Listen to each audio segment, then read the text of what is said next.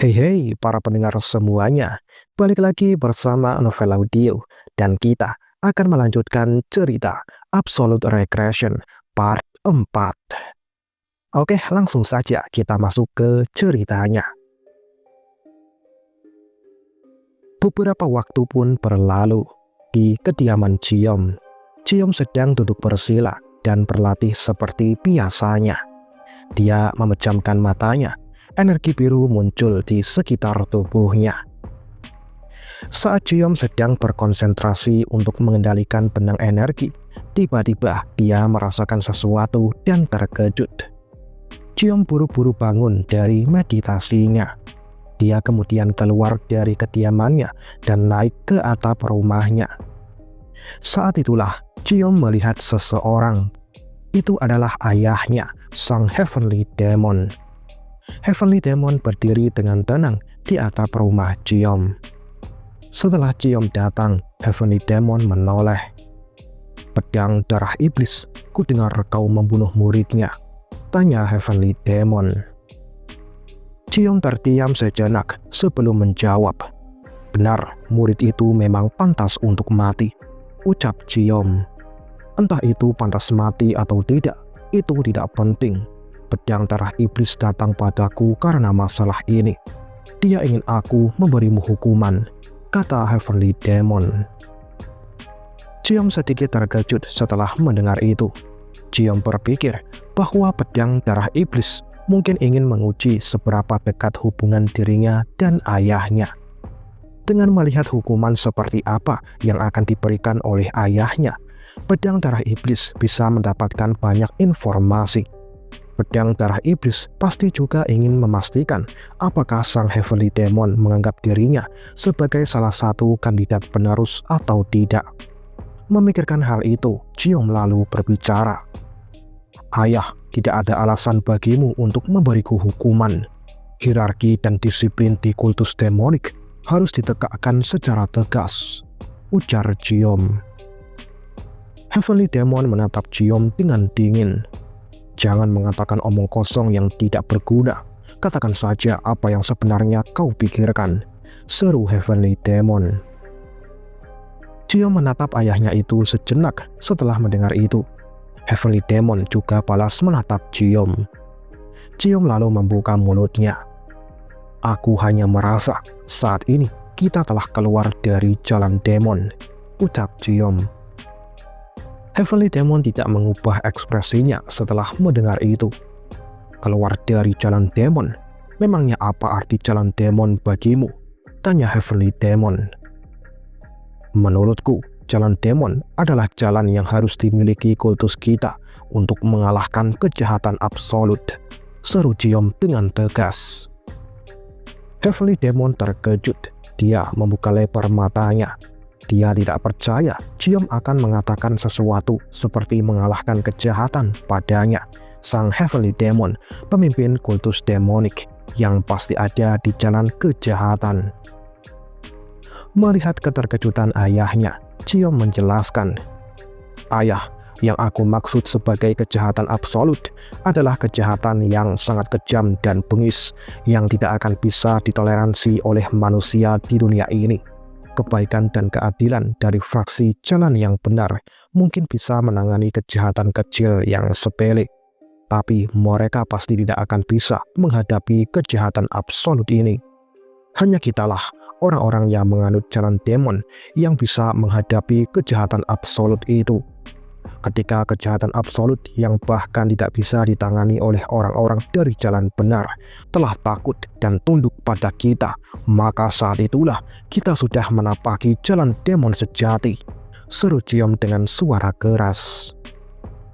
Heavenly Demon terkejut dan terdiam setelah mendengar jawaban itu. Melihat keterkejutannya itu, Ciom yakin bahwa ayahnya tidak pernah memikirkan ataupun mendengar hal seperti itu. Itu karena Ciom mempelajari dan menyadari hal ini setelah dia mengembara di banyak tempat di kehidupan sebelumnya. Saat itulah Ciom mendengar ayahnya berbicara. "Apakah ada omong kosong lagi yang ingin kau katakan?" tanya Heavenly Demon. Ciom terdiam. "Tidak, Itu seharusnya sudah cukup, jawab Jiom. Kurasa aku tahu kenapa pedang darah iblis ingin aku menghukummu. Dia melihat sesuatu darimu dan ingin menggunakanku untuk mengujinya, kata Heavenly Demon. Sepertinya dia melihat potensi seorang penerus dari dalam diriku, ucap Jiom.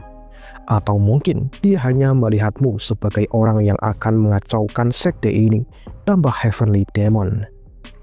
Entah mana yang benar, tapi orang tua itu memiliki intuisi yang bagus, ujar Jiom. Heavenly Demon terdiam dan menatap putranya itu sejenak. Lalu dia berbalik dan menyuruh Jiom untuk mengikutinya. Jiom terkejut, tapi dia segera mengikuti ayahnya itu. Ternyata ayahnya membawanya ke sebuah gua. Gua ini bernama Gua Minor Heaven. Jiom tahu bahwa gua ini adalah tempat di mana orang-orang yang memiliki potensi untuk menjadi penerus Heavenly Demon akan diuji di tempat ini. Memasukinya memang mudah, tapi jika mereka tidak bisa menyelesaikan ujiannya, mereka akan terjebak di dalam gua ini selamanya. Tempat ini sangat berbahaya. Bahkan saudaranya yang sangat berambisi itu pun tidak pernah menyebutkan apa yang telah terjadi saat dia berada di dalam gua ini. Tapi tempat ini adalah tempat yang harus dilewati setidaknya sekali jika seseorang ingin menjadi Heavenly Demon. Ayah, apakah kau menyuruhku untuk memasuki tempat ini? Tanya Jiom. Iya, aku dulu juga memasukinya saat masih seumuran denganmu, jawab Heavenly Demon.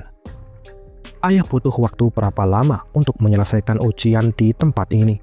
Tanya Jiom lagi. 2 bulan, jawab Heavenly Demon. Jiom sangat terkejut saat mendengar itu. Ayahnya adalah sosok hebat yang telah melampaui para Heavenly Demon sebelumnya.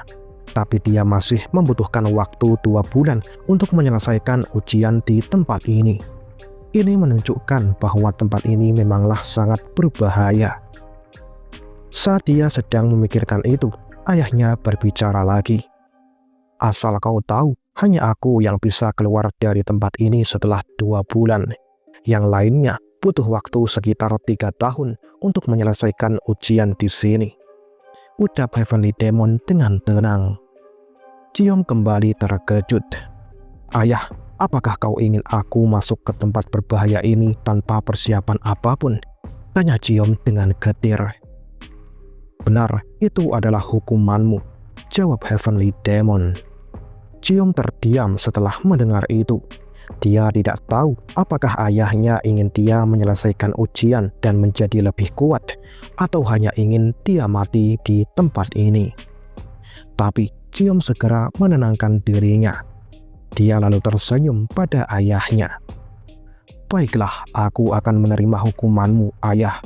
Aku akan berusaha keluar dari tempat ini lebih cepat darimu dan memecahkan rekormu itu, kata Jiom dengan tegas. Mendengar jawaban itu, Heavenly Demon menunjukkan senyuman yang langka. Cobalah untuk tetap hidup saja, ucap Heavenly Demon pada putranya itu. Setelah beberapa saat, Jiom telah masuk ke dalam Gua Minor Heaven. Dia tiba di sebuah lorong dengan banyak tablet batu bercahaya biru di sampingnya. Sambil terus memasuki lorong itu, Jiom bertanya-tanya, sebenarnya seberapa mengerikankah tempat ini sampai banyak orang tidak bisa keluar dari sini? Saat sedang memikirkan itu, Jiom melihat pintu masuk ke sebuah ruangan di ujung lorong ini. Jiom pun berjalan masuk. Setelah masuk, dia melihat sebuah tablet batu besar dengan tulisan di permukaannya. Itu adalah peraturan ujian di ruangan ini. Pertama, tumbangkan semua musuh tanpa menggunakan aura pedang apapun. Kedua, tumbangkan semua musuh dalam batas waktu yang ditentukan. Jika gagal, maka ujian akan dimulai lagi dalam 10 hari kemudian. Ketiga, jika sudah siap, berdirilah di dalam lingkaran merah. Melihat aturan itu, Jiom sedikit terkejut. Jika gagal di ujian ini, maka dia harus menunggu 10 hari lagi untuk memulai ujiannya kembali. Ciom melihat sekelilingnya dan ada banyak tong besar dengan banyak bola-bola gandum yang memenuhi tong-tong itu. Sepertinya dia harus memakan bola-bola gandum ini selama dia di sini. Ciom tidak membuang waktu dan langsung berdiri di dalam lingkaran merah. Ujian pun dimulai. Ciom melihat banyak boneka berbentuk manusia muncul dari tanah. Jumlahnya sangat banyak, itu memenuhi ruangan ini. Setelah mengamati sebentar, Ciom melihat ada garis merah di setiap boneka-boneka itu. Sepertinya dirinya harus menebaskan pedangnya tepat pada garis merah di setiap boneka itu. Tanpa banyak berpikir, Ciom langsung menebaskan pedangnya tepat pada garis merah di tubuh para boneka itu. Sring, sring, sring. Gerakannya makin lama makin cepat. Ciom bergerak ke kanan dan ke kiri, ke depan dan ke belakang dengan terus menebaskan pedangnya. Dengan pengalaman di kehidupan sebelumnya, meskipun tanpa menggunakan aura pedang, kecepatan dan ketepatan tebasan pedangnya masih sangat bagus. Satu persatu boneka itu pun berjatuhan. Ciom tidak menyangka tubuh para boneka ini ternyata lebih keras dari yang dia kira. Saat itulah Ciom melihat sebuah boneka yang akan masuk kembali ke dalam tanah. Sepertinya waktunya hampir habis. Ciom terkejut. Dia buru-buru melompat dan menebas boneka itu sebelum masuk ke dalam tanah. Setelah menebas boneka itu, masih ada 3 boneka lagi yang akan masuk ke dalam tanah di sampingnya. Dengan gerakan yang cepat, Ciom melesat dan menebas ketiga boneka itu pada waktu yang bersamaan. Saat dia mendarat, Ciom terkejut. Ternyata di ujung masih ada 1 boneka lagi dengan lingkaran merah di lehernya. Boneka itu hampir tenggelam ke dalam tanah. Ciom sedikit panik. Dia mengerahkan semua tenaganya untuk menginjak tanah dan melesat ke arah boneka terakhir itu. Saat boneka itu hampir saja masuk seluruhnya ke dalam tanah. Swoosh! Ciom akhirnya berhasil menebas leher boneka itu. Ciom menghembuskan nafasnya. Keringat bercucuran di wajahnya. Karena sedikit ceroboh, dia hampir saja gagal dalam ujian ini. Tanpa banyak pengalaman di kehidupan sebelumnya, Ciom saat ini mungkin akan mustahil untuk menyelesaikan ujian ini. Setelah menyelesaikan ujian, sebuah pintu masuk baru pun terbuka. Ciom berjalan ke pintu itu. Di samping pintu itu, ada sebuah tablet batu dengan banyak coretan di permukaannya. Ciom membacanya karena penasaran. Ternyata coretan-coretan ini ditulis oleh para pendahulunya. Ada yang berhasil menyelesaikan ujian pertama ini dalam 9 kali percobaan. Ada yang 16 kali, 37 kali, dan ada yang sama sekali tidak bisa menyelesaikannya. Ada juga yang menyerah dan berusaha mencari jalan keluar, tapi tidak menemukannya. Setelah membaca beberapa saat, Ciom terkejut dengan coretan terakhir. Itu ditulis para orang bodoh. Ciom yakin ini adalah tulisan ayahnya. Ciom tidak menyangka ayahnya akan berani menghina para leluhurnya sendiri. Setelah beberapa saat, Ciom memasuki ruangan berikutnya. Ciom terkejut. Ruangan ini dipenuhi senjata yang berjejer dengan rapi. Ada pedang, tombak, kapak, gada, palu, dan sebagainya. Melihat banyaknya tipe senjata di ruangan ini, Ciom berpikir mungkinkah ujian kali ini akan membutuhkan banyak senjata. Ciom pun segera melihat peraturan ujian kedua ini pada tablet batu. Pertama, gunakan senjata yang ada untuk membelah bola batu. Waktunya adalah 2 jam penuh. Kedua, jika gagal, ujian akan dimulai kembali 20 hari kemudian. Ketiga, jika sudah siap, berdirilah di dalam lingkaran merah. Ciom tidak membuang waktu lagi dan langsung berdiri di dalam lingkaran merah. Lalu muncullah sebuah bola batu di depannya. Ciom melihat bola batu di depannya itu dengan seksama. Ciom berpikir dia punya waktu 2 jam penuh. Bukankah akan terlalu mudah jika hanya membelah satu bola batu saja? Ciom merasa pasti tidak sesederhana itu. Ciom dengan cermat melihat bola batu di depannya itu. Apakah ada yang istimewa dengan bola batu ini? Pikir Ciom. Ciom lalu mengambil sebuah pedang di ruangan itu dan langsung menebaskannya pada bola batu di depannya dengan sekuat tenaga. Pedang itu pun langsung patah tanpa meninggalkan goresan apapun pada permukaan bola batu di depannya. Ciom berpikir sepertinya hanya menebas dengan cara biasa tidak akan bisa membelah bola batu di depannya itu. Ciom berpikir akan mencobanya dengan menggunakan aura pedang. Ciom mengambil pedang lagi dan menyalurkan energi dalamnya pada pedang di tangannya itu. Ciom menarik napas dan bersiap melepaskan pedangnya. Tapi tiba-tiba Ciom menghentikan gerakannya. Ciom berpikir lebih dalam. Akan terlalu mudah jika hanya dilakukan seperti ini. Ciom memutuskan untuk melihat coretan pendahulunya dan menemukan beberapa petunjuk darinya. Ada yang langsung menggunakan aura pedang dan berhasil membelah bola batu itu. Ada yang mencoba 89 kali tanpa menggunakan aura pedang, tapi semuanya gagal. Ada yang berhasil membelah bola batu itu tanpa menggunakan aura pedang, tapi orang-orang selanjutnya tidak mempercayai hal itu. Mereka menganggap orang yang menulis bisa membelah bola batu tanpa menggunakan aura pedang adalah seorang pembohong. Ciom melihat tulisan terakhir yang ditulis oleh ayahnya. Banyak omong kosong, jika ada hawa panas, kau tidak akan mungkin bisa menyelesaikannya. Ciom terkejut dengan tulisan ayahnya itu. Sebelumnya dia hanya menghina para leluhurnya, tapi di ujian kedua ini sepertinya dia memberikan semacam petunjuk. Ciom mulai berpikir, di peraturan tertulis saat membelah bola batu itu diperbolehkan menggunakan aura pedang apapun. Ciom menganalisa kata-kata itu.